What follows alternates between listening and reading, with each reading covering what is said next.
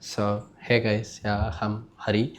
So I'm from TypeSense, yeah, and I'll give you a small intro about our company, and then I'll move on to the presentation. Yeah, so TypeSense is an open source search. You can think of us as an elastic search alternative, yeah, so something like that, but made very simple. Elasticsearch is built on Java JVM, and it's very complex compared to us.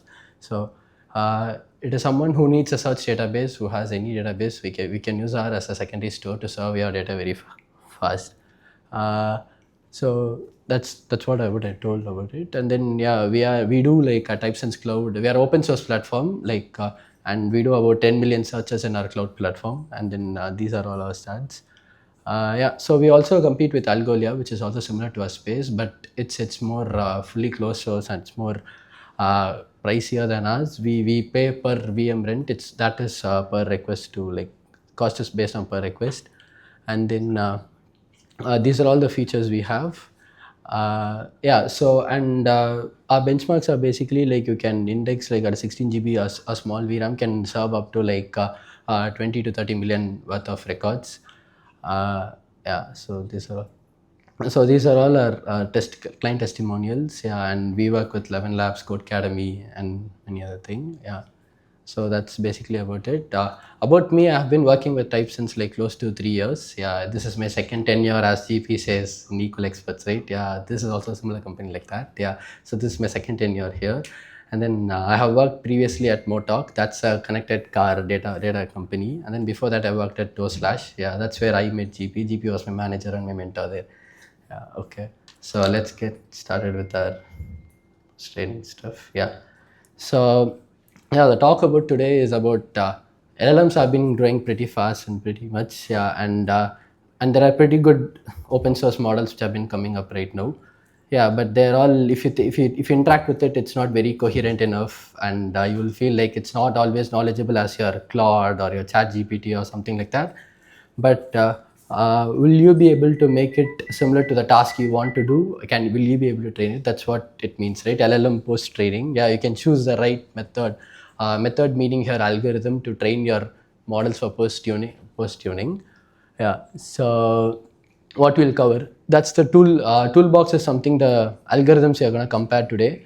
And then the methods, like I'll go through each of the through the method and how it works basically, and stuff like that. And then the third is the three reference tasks that we'll example task which we can see today. So it grows from the complexity of very simple, like a countdown problem, or text to SQL, and or running your agentic ops team, right? Yeah, everyone has an ops team and they have like an on call and a run to solve through. But what if we could like plan to like try to automate that, right? Yeah. And then performance of the training which I ran for this presentation, and then we'll see the results on it. And then consolidation and the comparisons of each of those, and then pipelining, decision, and the frameworks. I'll come to the last when I go through it. So the six methods here are SFT. So it's not a supervised fine tuning, and then reinforcement learning, and then distillation of models, and then self distillation, and then the last one is like self distillation fine tuning. So yeah, so we can go through it one by one. The family of those, I'll talk about it in the SFT when I talk about SFT. But yeah, I'll go through each one by one, and then you'll get an idea about what it is. Yeah, so supervised fine tuning. So you can think of it of something like you have a data set. Let's say you have something like you have what is the capital of France? That's a classical example, right? And then the capital of France is Paris. So that is the answer you get. But when you have an LLM which doesn't respond that way, you can make the model mimic that way, right? It's basically making the model memories. So you have supervised labels, that's how you call it. You have a question and an answer. Your question is your input prompt, and your answer is your label. You make the model mimic the label. So that is what essentially a simple, in simple word, supervised fine tuning is. And then here you'll have a constructed data set of your prompt and the ideal response that you want it to make. And then you show the answer. So that's what you run through the model. You make the model run through. So and then it will produce out a prompt. And then you will for every ideal response, you will tell the model like how wrong was it, right? Yeah, what and all you guessed wrong. So that is how the loss function will be. In general, in ML, you will be able to, I think in ML, like loss function is something where what mistakes you make and then how much you can push towards, yeah, on linear regression or stuff like that. So it's something similar like that. And then you try to adjust the weights and see how it performs. So let's assume that you have a straight line like this. The model will go up and then it'll come down, and eventually it will get adjusted to the line that you want to come. So the model will be able to get you a probabilistic distribution. That's how you want it to get.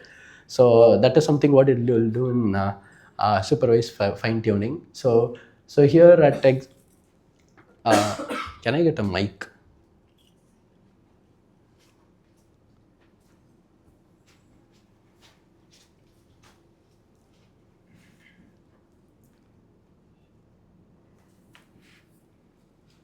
Hello. Hello.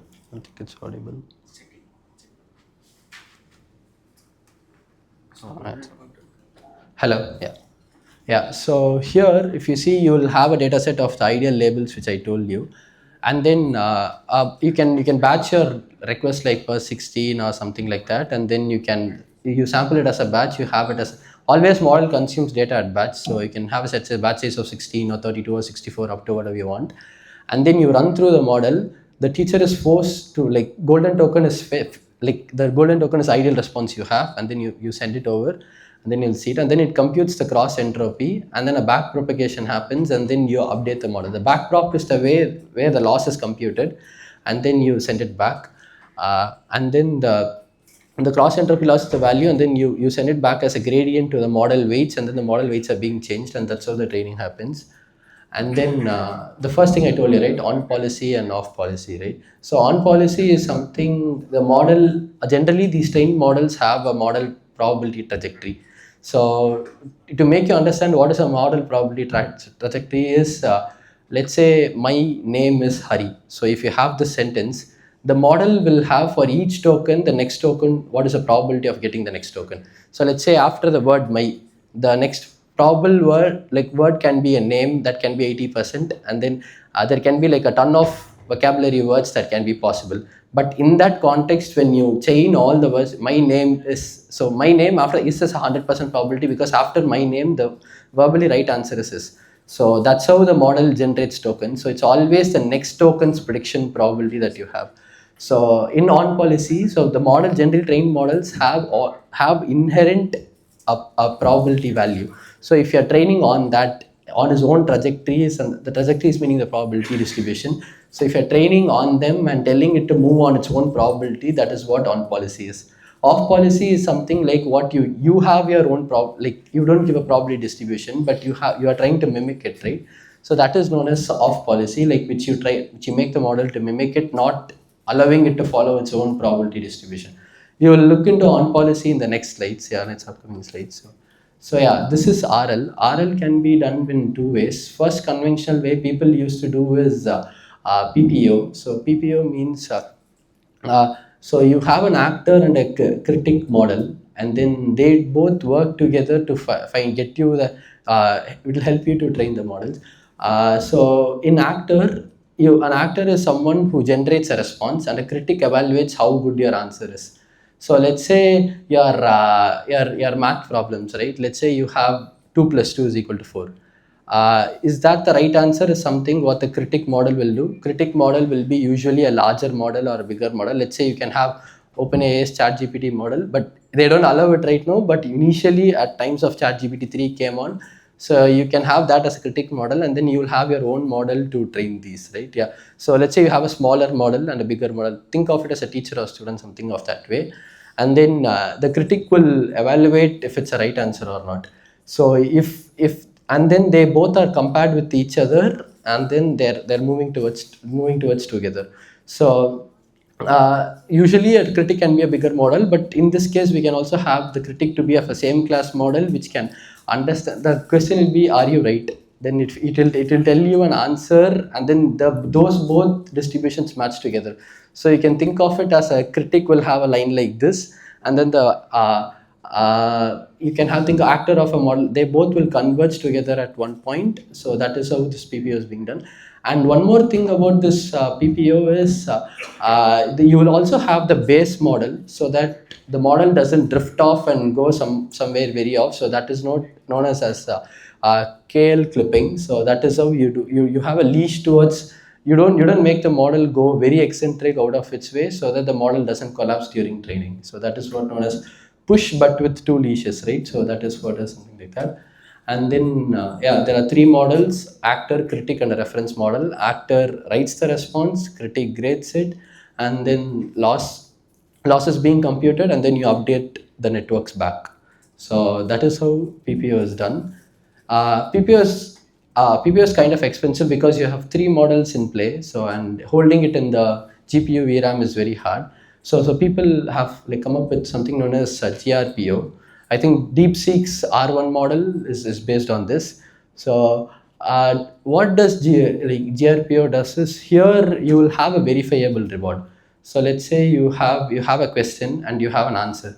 Think of it as any math problem you have, and then a math problem will have an end answer, right? So you make the model, you give the question, and then you make model produces k responses. Why do you need to produce k response, right? Yeah, so models are generally stochastic in nature. That means that every time you ask a question, you might get a different answer. It's never a consistent answer for a consistent question. You give the same tokens again, it might give you a different answer. That is because of the distribution of the model. So k times you do it, you will have k different types of responses. I mean, mostly at ChatGPT, you may not give 2 plus 2, you always get a 4, because their accuracy of the model is improved, that always your k times response is also 4. But in general, if you ask about a creative answer, write a story like this, you will have k different responses. So it's not always the same one. So during that time, when you have k responses, and then you will evaluate your verifiable reward. Let's say your 2 plus 2 is equal to 4. It might produce 5, 6, 7, 8, 9, 10. Let's assume that it produces this way. And then you know the answer of the 4 is right. Then you will mark that response as right one. That is basically your baseline reward. You can think of this as a way where like let's say you have a range, right? And then you have, let's put that you create a standard deviation on this line, a statistical term. So how much they are deviating from the actual answer is the metric here. Here the critic model will evaluate if it's a right answer or a wrong answer. Here your probably you can think of the 4 is the right answer, so the model will move towards those weights. So it will try to pick up that policy of those, and then it will try to optimize on that. It will go towards that. And then here there is no critic, only half the memory, fewer hyperparameters to tune. And then this is much more solid. DeepSeek and many of those, I think the latest model right now are also equipping stuff like this to solve the highly complex math problems. So that is how it is. Is it that constantly they'll try to get that problem and the reward?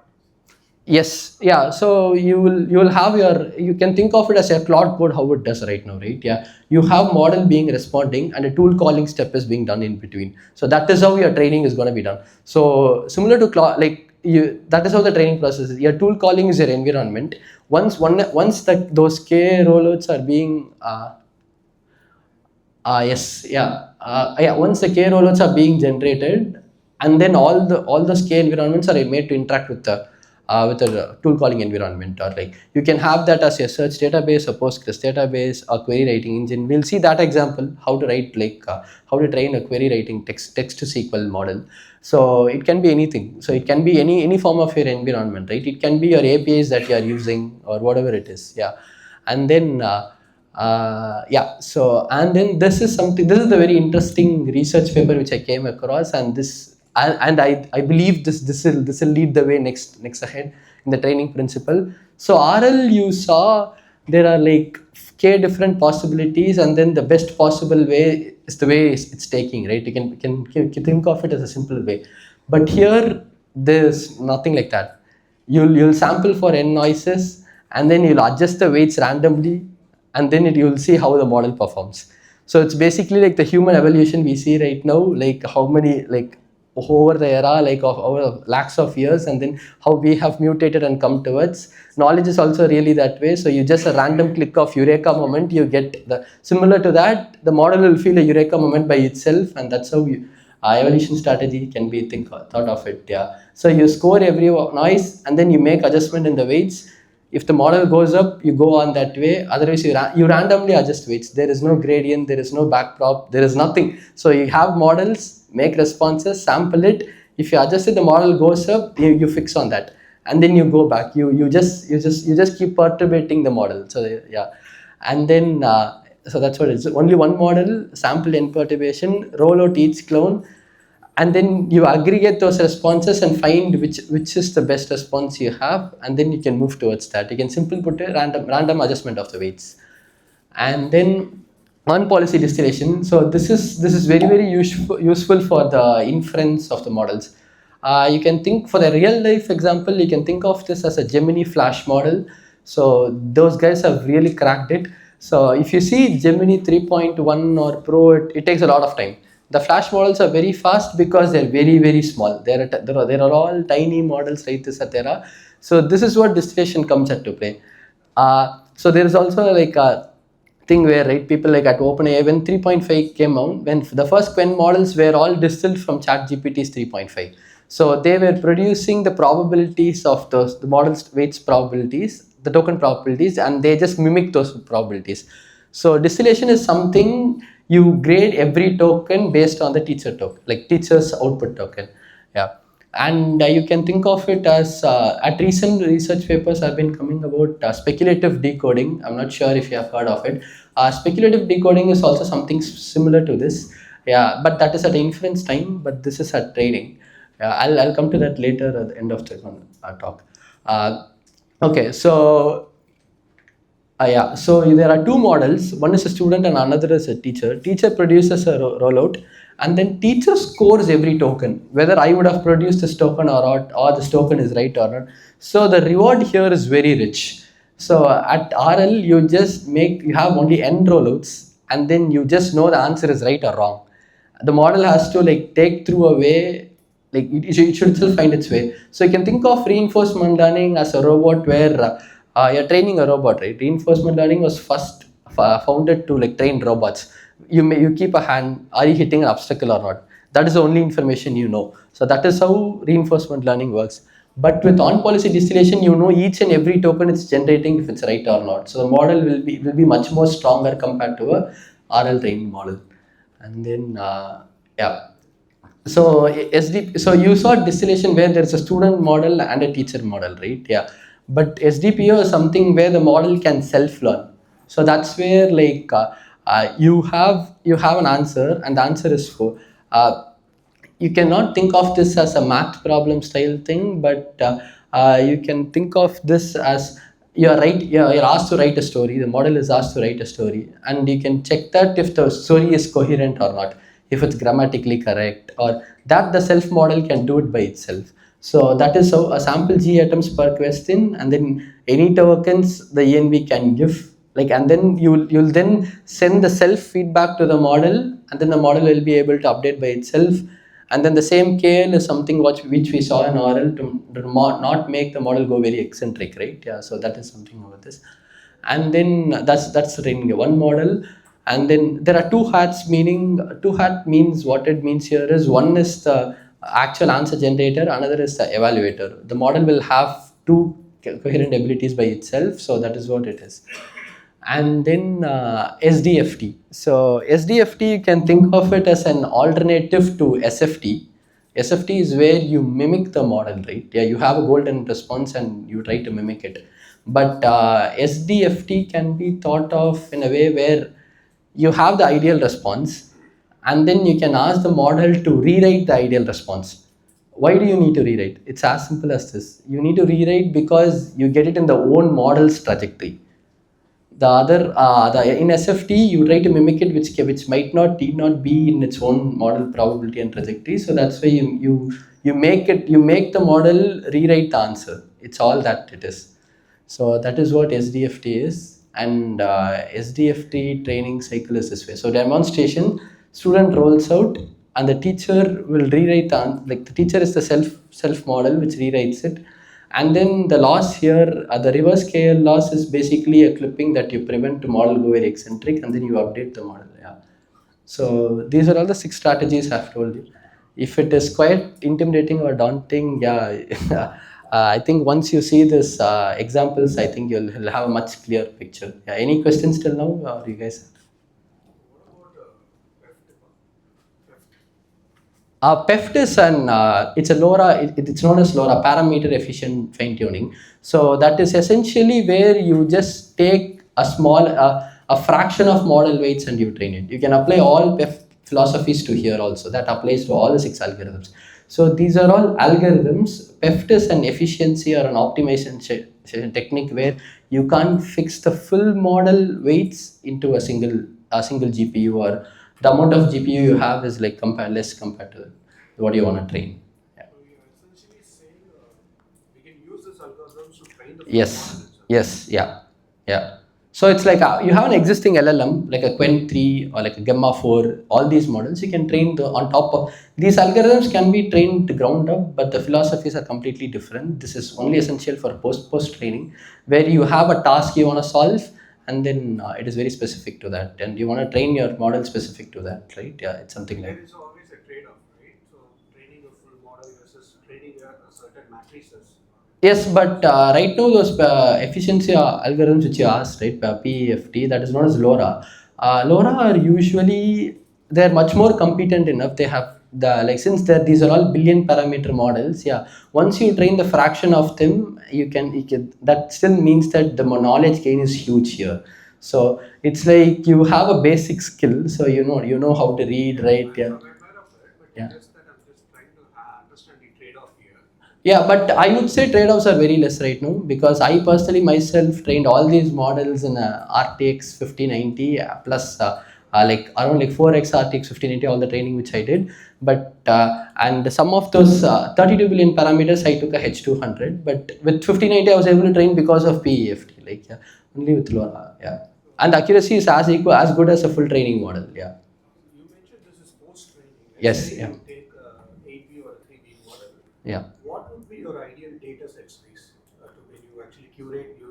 It is dependent on the task you pick up on. Yeah, like if it is I'll go through this. Can I answer this question at the end? Yeah, yeah, yeah. So countdown task, right? Yeah. So how countdown task is a simple thing. Let's say you're given a bag of numbers. Let's say you have 5, 4, 3, 2.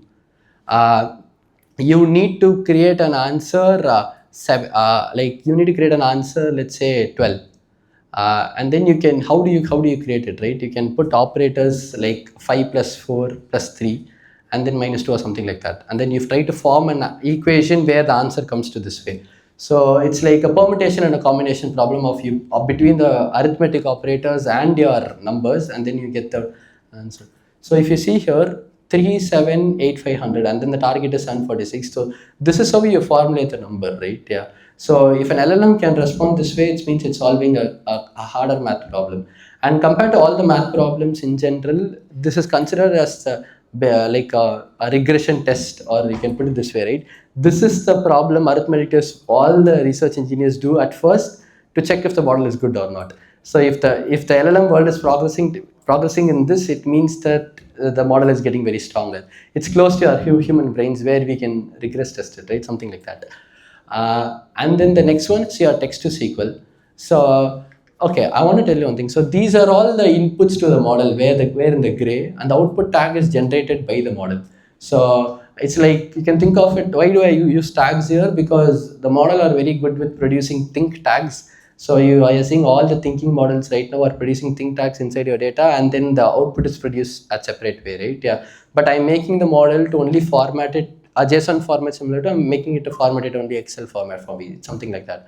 And then this is text to SQL. You are given a schema and given a set of questions. A model will be able to write a question like a query for you, right? Yeah. So this is text to SQL problem. And then agentic failure resolution. So this is interesting. So let's say you have an incident ticket mentioned that way, and it's similar to your Cloud Code, how it does, like it recursively searches to your folders, executes a certain set of bash scripts, and then it'll come up to an answer to produce it, right? So you can put investigate evidence. So these are all model asks for a tool to be called, and then the evidence is being sent to the model backend, and then after a chain of actions, it will be able to tell you a resolution at the end of the point. So that is, it's a multi-turn training process, so you can put it this way.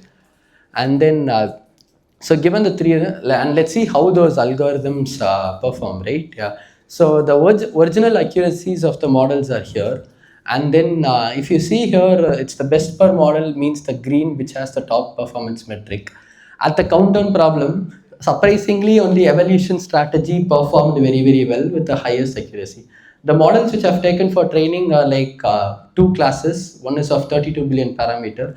I feel at the current LLM generation, 32 billion are very coherent, and they are very good suited for post training.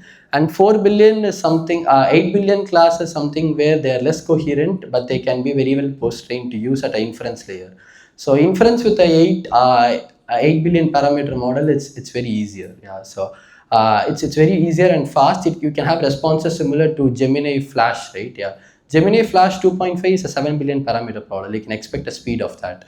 So if you see evolution strategy is performed here, nothing, just producing random adjustment of weights is able to solve this.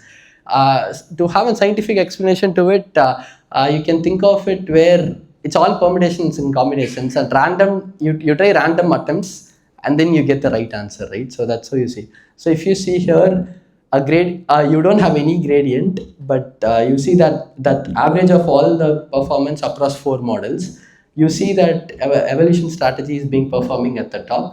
And then as I told, distillation is very strong, right? Yeah, those two models are small teacher, like the two models which I told, 8 billion class models, is able to perform as close to a 63 compared to that, right? The teacher model. So there are like, it's like a 4x big, it's a 4x smaller model, but close in that accuracy. And then SFT will obviously perform very less because it is trying to mimic rather than trying to. You are not letting the model learn in its own way. You are trying to forcing on the model to mimic that way. That's why it's performing very less. So this is text to SQL. So why does text to SQL, in text to SQL, if you see the best performer to be that self-distillation policy optimization, it is because my intuition, why did I see those things with the bigger models is, your current generation models are able to like self-evaluate easily on the SQL. They're all trained on this SQL stuff. They don't have the basic knowledge. If you make that as an evaluator to train those models, I think it is able to perform well. So if you see here, but here it's crazy, right? Yeah, there is only 0.8 difference between on policy distillation and on the self distillation, right? If you see here on policy distillation, you will not have metrics for those teacher models because I didn't try training up till like above a 128 billion parameter model or something. So there is it can only do teacher distillation. So if you see, if it's able to have an accuracy of 55.0 when compared to 55.8, I think 4x smaller model, you have no loss in accuracy, right, in this problem. And then agentic failure resolution. Here my win condition was to calling the right tool at end of the action. I don't care about the investigation steps. I don't care about how it investigates. I only care about how is it able to get me the right resolution or resolution for that incident or not. And by the way, for this task and text to SQL, always synthetic data. It was all generated by Gemini 3.5 Flash, and then and I tried training the models on those. So if you see here, the base model's accuracy is only like max to max 7, but after training, I'm able to go up till 30% on Gemma 4 because this agentic ops thing can only be post trained. I don't think it has enough information being trained on those because it's a general chat model.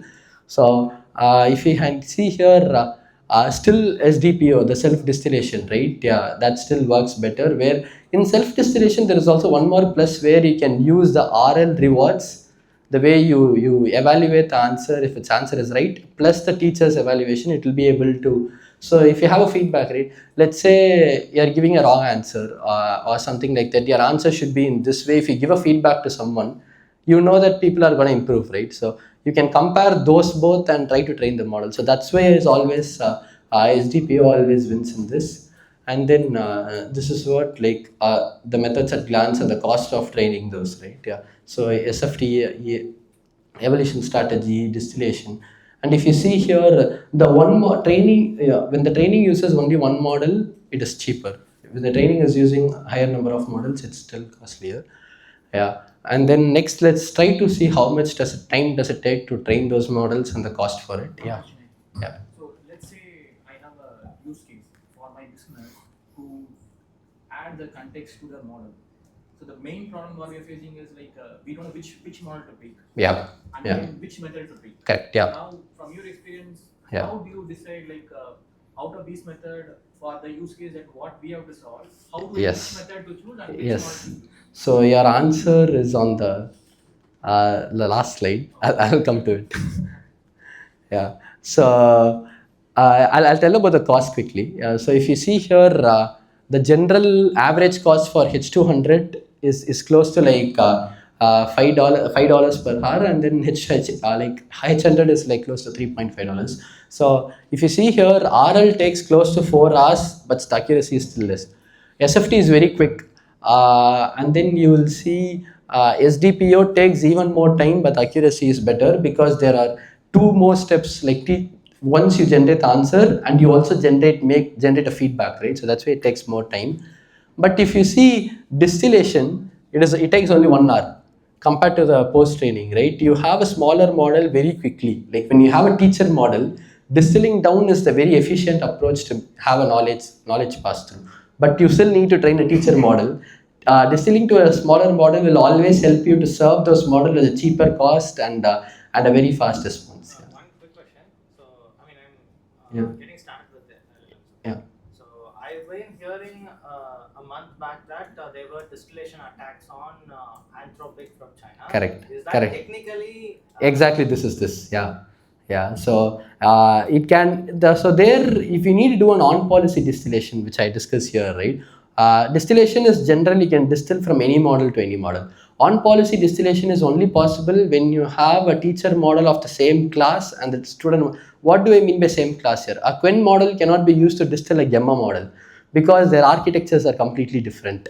So if you want to distill here, you want to have the teacher model of the same class at a higher parameter range. But you can still use the other distillation principle, but on policy distillation is very efficient. Anyways, all those models at the end of the day comes to a saturating point of performance, right? Yeah. If you can train a teacher model of the same class, you can distill it down quickly to a small. why is it not agnostic? Because the model architecture people pick are completely different. Yeah, the layers of the models are itself are different between two different LLMs. You see at end. So to build an LLM, you need a decoder layer of a model. A decoder layer is the only thing that is common. The before layer, it can be a convolutional, it can be a CNN, KNN. There's a lot of neural layers which can be different, but end layer is the only decoding layer we see right now. But isn't the interface just prompt and the answer? Correct, but distillation, the token probabilities, right? The token probabilities. Let's say you have, let's say I'm Hari. I'm from Chennai. I am from this place, right? How do you describe me? You can describe me if a software engineer as a features. If you want to describe me as features, you can describe me as an array of like numbers, right? So if you're trying to describe me as array of numbers, the array length can be different between two different model classes. To put it in a very simple words for you. So a different architecture means that a different, meaning that a plus 30, I'm giving a 0.3 value for me, can be a different value for a gamma model. A gamma model can make me it can make me at a 0.6 value or something to mathematically denote me, right? Yeah. So those two values are completely different, right? Yeah. But still, I think there is a blog post that still discuss that on policy distillation can be done across models where you normalize it. But I feel an actual distillation is better because accuracy is much more far. Actual distillation, I don't see no point people using it, because for post training I would say train on the same upper class and then distill it down to a lower class. Yeah. And then so how do you see in these graphs, right? Yeah. Can you guess why like how do you see that the model across the the SDPO is still high, right? Why do you think so?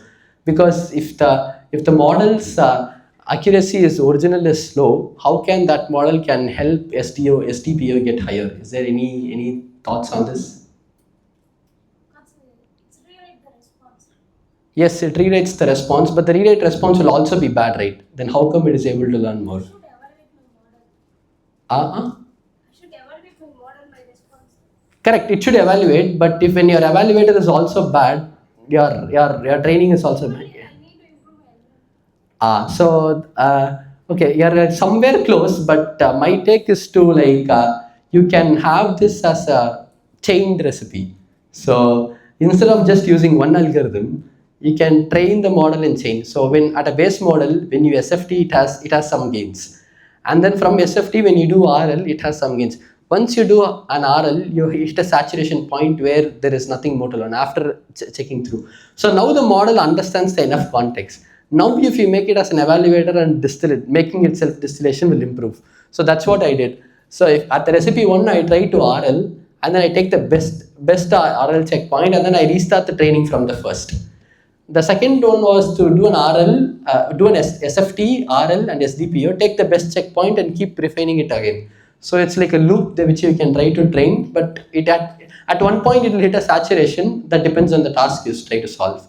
And recipe 3 is like SDFT, where instead of SFT, you can take an SDFT because SFT is forcing the model to move towards some other way. But SDFT makes the model rewrite in its own token probabilities. Like, let's say I tell the capital of Paris is France. The model will rewrite it as like France is present in Europe and the capital is Paris or something like that. If it's able to rewrite in its own token probabilities, the model will be able to learn better, right? Yeah. So it's like rephrase this. People always do that, right? Go to ChatGPT, you write a random text, make it rephrase it. You use that rephrase to train the model so that it's on properly. So that's why this is better and RL and SDPO. So similarly for the same class, that is for the teacher class. For this is for the like the student class where you do SFT, distillation, RL, and it's like distillation. After that, after distilling, if you do an RL, the model is already strong. You can try to push it even further, right? So this is the basic idea is like try to change the algorithms. You will have an intuition when you start training, and then you will know that okay, if I change at this point, you'll know it. Yeah. So it's just a gut feeling and a pure luck. If you are able to chain it right, you'll get better results. And then to answer your question on the rich weight side, yeah, you can have this grid. So if you have your problem has a rich textual feedback. So meaning that SQL text to SQL problem is a rich textual feedback. That still there's an end answer whether you have fetched the right record or not. That is still there. But you also have a rich textual feedback where is there a semicolon missing? Is there like a text part of it, right? It's not an end math answer like one is the right answer. Like it's not something like that. So when you have a rich textual feedback, you can still go for distillation like self-distillation and other principles. But your answer is only scalar whether the request status of 500 that is being done, so something like that, right? You have an incident and the end response is an action if it's resolved or not. There is no intermediate. Put it this way: when you solve math problems, you have a step mark. If you have step marks, pick for RL. If you can have, you can break down your problem into steps, and then if you can evaluate those in those steps, you can pick that. But if it's completely scalar, you have no control over. You don't know how the answer is being come, like a countdown problem. You can pick evolution strategies may take, and then yeah. So these are all some of the training frameworks which I personally use, and which is also solid enough used by many researchers which I have seen around Twitter. So TRL is what used to train all these models. Yeah, so that is how it is. And then Unsloth, Axetol, VRL is something. It is a very production grade. That's why Mart is blue. It's very complex. Yeah. So that you can that is also something. If you need a very complex use case, you can pick it up. And then yeah, there is no single model. It's best to match the shape of the task. So these are all some tips. And then so these are all the sources. So those are all like 4 research papers and a blog post. Supervised fine-tuning is something which have been there for a long time, so there is no specific source to cite for that. And then that's it. Yeah, so if you have any questions, yeah, please feel free to ask. Yeah. Yeah, so the analogy which I understand for a model is something like a binary, right? I mean, I've seen some one file, say that being a model file, which is being used for inferencing. Okay, that's what I understand. So I know that kind of in how data is stored in binary. I feel that's how the model's trained data is stored inside the binary. In that case, if we do a post training, how that data is managed and how it's So yeah. Please repeat the question for everyone. And then yeah, sure. Yeah, so the question he asked was the model are generally a set of binary numbers which are being stored inside as a file. When I do training, how those numbers are being interpreted or something. Yeah. So your training data will be a text. Those weights are nothing but your model it's just model layer. It is just numbers. It is just basically an array of float integer values. So you can think if it is an 8 billion parameter model, right? It can be at a number of 28 into the number of it can be 20, the model can be 28 layers, that is one layer, and the number of parameters is the other sector you have. So it's like the size of the floating point array. So when I train, the probability distribution will change and the numbers are being just changed and then they're stored back as numbers inside as a file. So it is just a you can think of it as a polynomial equation which is being stored inside disk. So the polynomial equation just changes. It doesn't go away. okay. Does it mean post training a model, I would have the Same file. Yeah, you'll have the same interfaces, same file, yeah, everything. along with one more file which No. It doesn't produce a new file. It is the same file. You will have the same model artifacts as the same before you trained. It is so. He asked this: will there be any difference in the files? Yeah, but there will be no difference. It's the same thing. If you just give a different prompt, now it will have your knowledge being embedded in those. Yeah. I mean, which means the hash also would match post. No, hash won't match because the numbers are different. So if you think of it, how can the whole entire world's internet data can be stored as numbers, right? It is just the way we talk. So if I tell certain sentences this and these are all the probabilities, I'll tell it this way. So there is nothing much I can deviate from this, right? So that is how the world's knowledge is being distilled into numbers. Okay. So if you put it in a simple. Generally, a binary is read only, right? Yeah. Generally, I mean, though there are hex ways where we can go and change. So in that way, what I understand, or a kind of analogy which I understand is, it's kind of a writable file. Yeah. Which all the changes which you make post training would be in the. Yeah, you can store it as you want it as a diff layer or something like that, a difference file or something like a patch you can apply to the original model or something. If you want like that is also possible if you pick that parameter efficient fine tuning, right? Yeah, you take the fraction of the weights, you just update it, you have that fraction. If you want it, you can apply to the original model. Can still use it. That is also possible. Yeah, I'm not telling it's not possible. It's definitely possible. Yeah. No problem. Any other questions? In order, instead of we creating the reward function ourselves. Yeah, let's. So in order, instead of creating the reward functions ourselves, there was a paper like maybe 1.5 years back. You just need to create the environment and ask for GRPO key. Yeah. So there was one research. So do you have any idea on that? Yeah, reward can be, right now initially I'm just sake of simplicity I told that it can be a simple function where you can just put it. Yeah, there are built-in reward functions and there are general reward functions which are published by researchers which you can pick up and you can automatically use. GRPO just support that. Yeah, I'm talking particularly about the environments. Like they were also they were creating environments for each areas like. Correct. Yeah, so that is what this agentic ops thing which I told you, right? You have an environment and then the model will tell you the tool call think of it something like an MCP, right? Yeah, MCP gives you an tool call. The model will be able to understand the metadata and then it will give you this tool call. This is the function, this is the parameters. So you can still set up an environment. That is also possible. For agentic failure tuning, I did do that. I did set up an environment for that. Environment is something set up and then the function call, if you see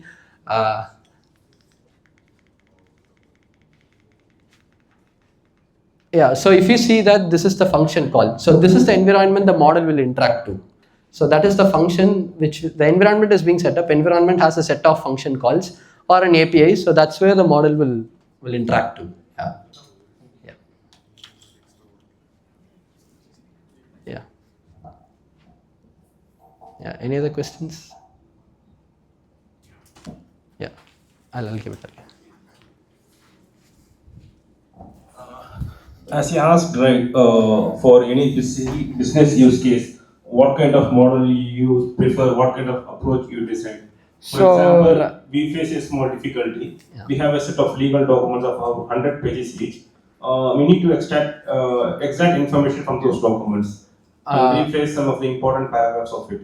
Okay. Got it. So for this business use case, what's your idea? Yeah, so definitely you can pick up the distillation approach or some other approach, which like even like you can pick up SDPO. So yeah, how do I frame your problem is given a set of document and a question, right? You can think of it as a text to SQL problem where the schema is your legal document and the question is the question which you're going to ask, and then the answer would be something. The answer would be to change the paragraph as you say or answer something from those legal document, right? Yeah, that is still a frameable problem. Yeah, you can pick like a distillation or self-distillation to solve those problems. Yeah, one common expectation is that, right, from all those documents, right, we need expect the answers should be of same structure. Okay. Yeah, you do like so if you see here if you see the tags, right? Yeah, so that is all an embedded structure, and the models right now are being very well trained to like respond to you in a JSON format or a specific intent or a specific style or whatever it is. The model will be very well be able to grasp this at a couple of 100 steps, say. So what I trained all these models were on 1,000 steps. Yeah, I think for the formatting thing you still specifically asked, I think the model will be able to pick it up in a couple of 100 steps. Yeah, and then the other 800 steps will be the knowledge thing that you discussed, right? Yeah, so it will be able, but it will not be the exact word from a document because Claude, no model in the world can respond it to that way. But the intent and the capture and the right details can be 100% accurate, like not 100%, 99% accurate. Yeah. So you suggest which approach actually? SDPO or on policy distillation. Yeah. Okay. I think it's better if you measure and fine tune as you go. Exactly. Because Yeah. there's no one single answer. So as I told you, right, there you can change Try pipeline. all of this, evaluate all of this, Yeah. look at the data yourself, and then see which works better for your use case. I think that might also change Yes. once, like, if your current corpus is like you said 100 documents. Yeah. 100 documents, right? You test this, you run all of these methods to figure everything out, and you say, okay, this is the model, this is the exact output that I want. But then it could still change if your corpus grows from 100 to 200 tomorrow. So this is more a continuous evolution. You will have to keep doing this. Yeah. Fine. Yeah. That question puts one question. Yeah. Yeah. Sure. Which Yeah. is, What he asked sounded very similar to RAG. So my question is, so what difference does it make compared to a RAG? Because you have set of documents, you pre-train a model with those documents, you expect answers. You on comparison, you have your documents, you have your model, you use RAG framework, and you do it. So Correct. what is the fundamental difference in it? So if you ask me, RAG is something like where you make the model write a query and then fetch it back, right? Yeah. But the problem with RAG is your retrieval accuracy can be very low. The model is black box. Model doesn't know about your data. Model doesn't know what words are the tokens that you have in your data. But instead, if you do this fine tuning and then apply RAG, it makes a lot of sense to you. Your retrieval accuracy will increase a lot. Even RAG is also needed. The model will be able to understand from the knowledge it has gained through SFT and like distillation or whatever it is, right? It will be able to answer those questions for you. Yeah. So for knowledge, basically I would go for SFT, SDFT, or SDPO. I am telling SDPO because SDPO, not RL and I'm not why I'm not picking RL for distillation or for knowledge transfer, right? The knowledge you want to imbibe into the model. You can't pick up RL because RL will just give you rollouts and then you can tell if it's right or wrong.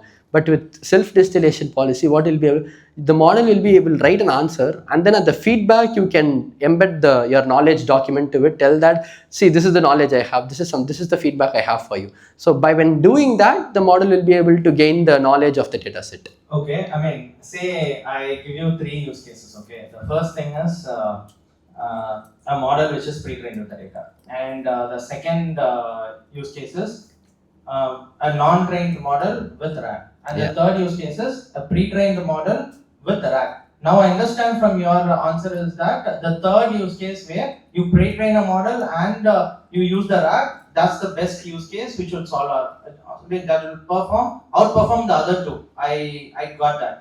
Yeah. Did I get that right? Yeah, correct. Yeah. And I mean, just for the sake of understanding, curious, the question is that now, what do you think as a thumb rule? Is there a comparison you would give between the first two cases where? Yeah, or thing definitely first will perform better, because RAG is always end of the day is black box. It doesn't have knowledge about your data set. But Okay. fine tuning, and also third, I would not tell that third will obviously outperform, because it depends on your use case. If you just want to, you have a set of documents and you want to put an answer to it, first is more than enough. You need not have RAG. But third comes into play when you want to fetch the right file, when you want to fetch the right document, or Source of truth. yeah, when you want to get the source of truth or something like that, or where your use case is not to like just summarize, get the actual document, right? Yeah, so to get the intent or something like that. Yeah. Okay, understood. Yeah. So you can put it this way. How do I put it? To put it in a very small word like this knowledge distillation or everything. So you have a set of keywords that you search for or something. You know, vector models or vector embeddings that people use now for semantic search or something like that, right? This can the text to SQL or the RAG you tell right now. People can just type in the query. The model will be able to rewrite the query, and then once it rewrites, you will be able to get the relevant documents being fetched, right? Yeah. So it can replace it with the synonyms and all the stuff in the rewrite query, and then you'll get the better documents. So those embedding layers can also be removed. Yeah, you need not have numbers on it. Okay, understood. Yeah. Yeah.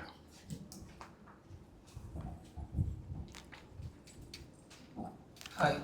So basically, right now I'm working on a website. Yeah. I'm building with myself. It's mostly vibe coded. Got it. But in that website, I am also working with the RAG AI. Got it. Like actually, I wanted to mention that. So basically, like he had mentioned 3 use cases. Right. My RAG AI right now is at its very basic. Yeah. Like what I wanted to do is like my model right now what it does basically generates ideas. Yeah. So when it generates ideas, I want my RAG AI to evaluate the idea that it generated, and as the user works through that idea, right? I want the RAG AI to like help the user through when he has doubts on his idea or whatever he has. To do. So RAG is usually used only you have a knowledge base.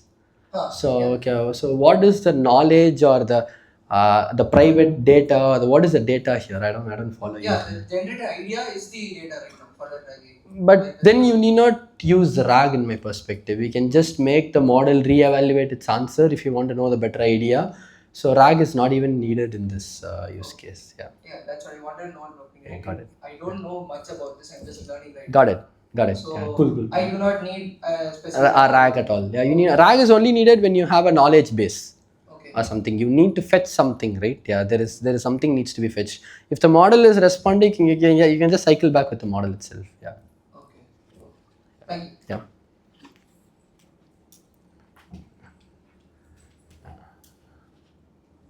Yeah, you do have a question.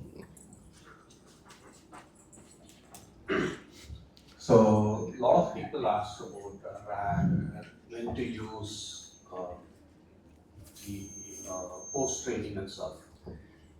From having used this GenAI evaluation for the last 3 years, what I've seen is you can solve a lot of problems using frontier models. Correct. Yeah. And if you have built a production-grade RAG systems, it's still even better, solve a lot of problems.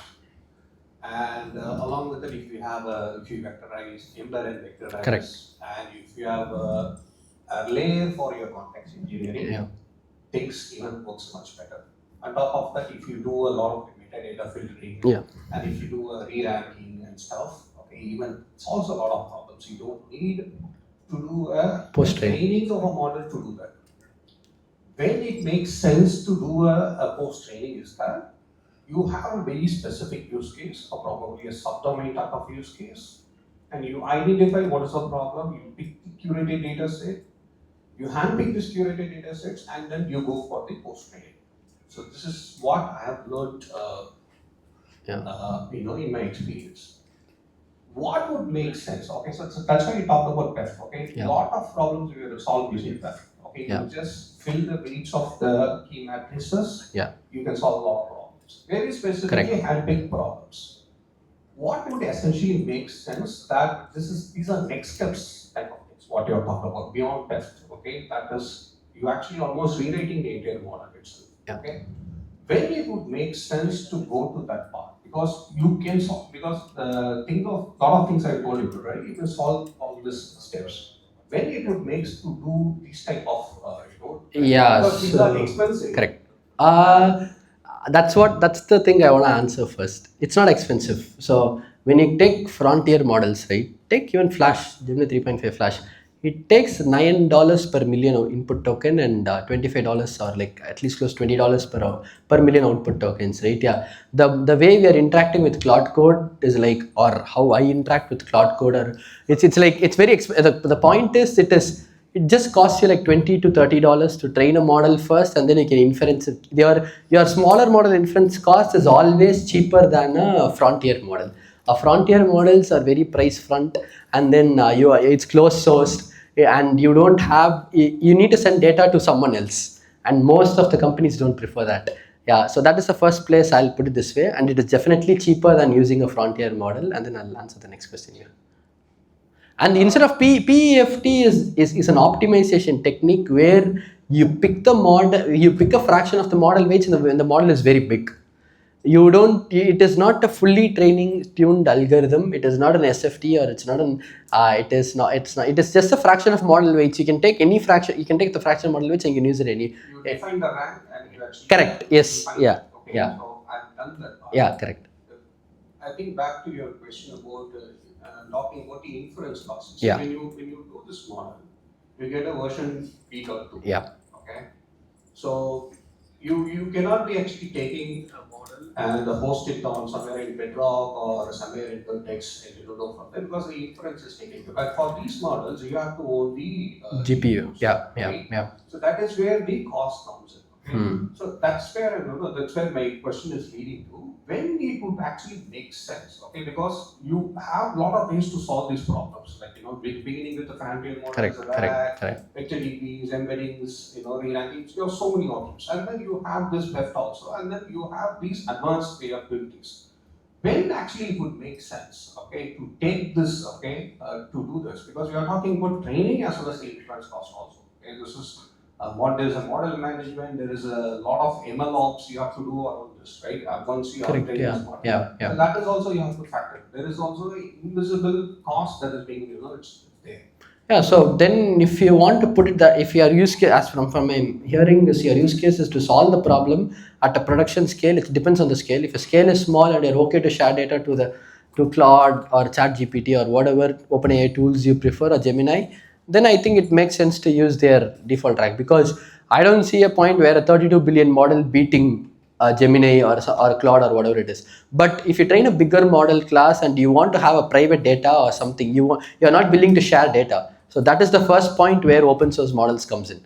So that is the first selling point where you're not willing to share your data or something. Absolutely. Yeah. See, all these use case people talk about, you will need a large language models. Correct. In fact, even the small language models will solve a lot of problems, because you are targeting a very specific use case and you are dealing with it. For this example of a law, actually, Yeah. You have this curated set, you can go with a small model and go from there. So that's why I asked a question in the version, okay? How do you actually pick this data sets, okay? What is the percentage of data sets you should be using for this training this model? How many number of rows or something like how many number of records? I think I would something at a scale of like these trainings which I did today, I would have probably generated around like 20,000 samples or 30,000 samples, and all these LLMs are very sample efficient, if you want to answer my question. So even though if you have 100 records, if you can iterate through it, it will be able to pick up the patterns very quickly, because before GPT models, we were all operating at a class of models. When I was working, I was only operating at a model class of like 30 million parameters. Now we are at like close to like a trillion parameter model. So we have grown from there to where. So that time only a T4 GPU or whatever it is, that was the best GPU out there. So now B200, B300. So I think we are going at a class where, I don't know, like the GPUs are very, very spiked, and all the pricing of VRAMs are very, very high. Yeah. This question of partially. when RAG came in 2017, the paper came, the purpose was, at the time, the GPUs were very expensive, $40,000 for Grasshopper. So RAG was the only possible way to, customize to bring in the business data, the company's Correct, data yeah. inside, right? So later on, this PEF came, they democratized, unsloth everything, democratized the fine-tuning part, where you just take a bigger model and then fine-tune it a small model. Yeah. Earlier, I think ChatGPT was even allowing in the GP. Yeah, it give you the log probabilities first. Yeah, it was giving it. So, but Now- they stopped it. So later, actually, these are the techniques all the frontier models themselves use. Like there's an evolution of that. But now probably the cost has come down. Now people like us, at consumer level, are picking up these to do this, so that like we don't end up with the PEF like a catastrophic, forgetting of the model or anything. So these are in everything. These are every frontier model that comes, they use it, and then whatever the accusations of using distilling. Claude distillation. I mean, Quen obviously used, Minimax obviously used the distillation from Claude to mimic, to think like Claude and behave like Claude. So I think it's just the evolution that, it's just basic economics, it's coming down, and then so people are picking it up. So Correct. I think that was more precise. Yeah, the economics is coming down, but still for the use case of the production scale, it depends on your scale. If you are making like 30 requests per second at a very big org, then it doesn't make sense to go with Gemini or Claude. But if that time your MLOps, all the cost will come cheaper than the thing which is right now, because that is a scale which many orgs are operating at. A search engine or something which we do is operating that way. So when you want to do a simple law use case, definitely going for that is better. But still, our data privacy is still a concern, right? Yeah. So that is one thing is non-negotiable at all always. Yeah. So if I have to be a counter question for you, if I have to be aspirational, the scale of economics are coming down, especially in the GPU compute. How about actually, building a model from, scratch itself? Like, let's say, Gemma does that, okay? Gemma released 270, okay? Which, something everyone can actually, do it from their laptop itself today. Yeah. How about that? Yeah, so training a foundational model, right? Yeah, you need at least 1 billion tokens or 1 trillion token. So all these even open source models right now, Gemma is also trained on 15 trillion tokens. Generating that, getting a data set like that takes a lot of money, and a foundation, whatever, to get a basic next model token prediction, right? Yeah, you will at least need a data set scale of like millions of rows or billions of tokens. Millions of tokens is a minimum mandatory to get the proper next token prediction of your model. Yeah. Yeah, feel free to challenge me. So Yeah. we are not talking about like a 15 trillion type of thing. Again, very use case specific problem. So let's say, again, quoting the same law use case.